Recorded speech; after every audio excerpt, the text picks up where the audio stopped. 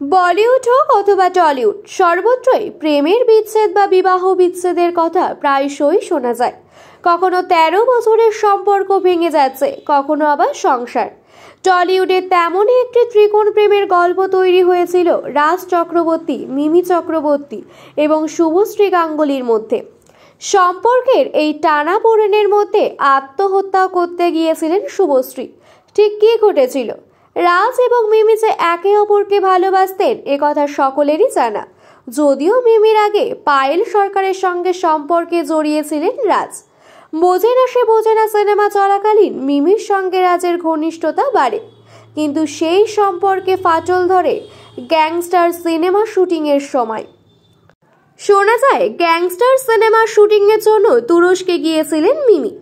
সেখানে লাইন প্রডিউসারের ছেলের সঙ্গে মিমির সঙ্গে তৈরি হয় একটি সম্পর্ক। যদিও অভিনেত্রী তা মানতে কখনো রাজি হননি, তবে তুরস্ক থেকে ফিরে আসার পরেই রাজের সঙ্গে মিমির সম্পর্ক ভেঙে যায়।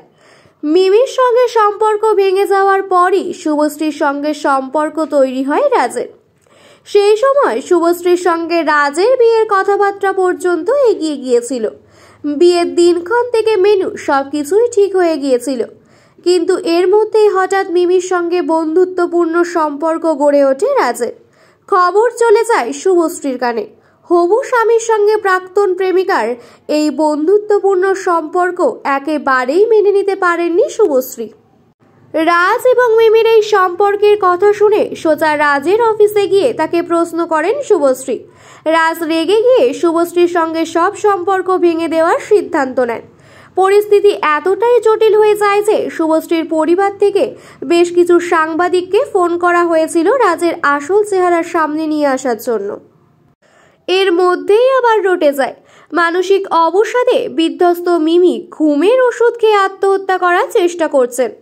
তাকে নাকি ভর্তি করানো হয়েছে হাসপাতালে। আবার অন্যদিকে হাইল্যান্ড পার্কের ফ্ল্যাটে আগুন লাগিয়ে আত্মহত্যা করার চেষ্টা করছেন শুভশ্রী। যদিও পরবর্তীকালে মিমি এবং শুভশ্রী দুজনেই বলেন এই ঘটনাগুলির মধ্যে কোনো রকম সত্যতা নেই। আজ বহু বছর কেটে গেছে। রাজ এবং শুভশ্রী দুই সন্তানকে নিয়ে সুখে সংসার করছেন।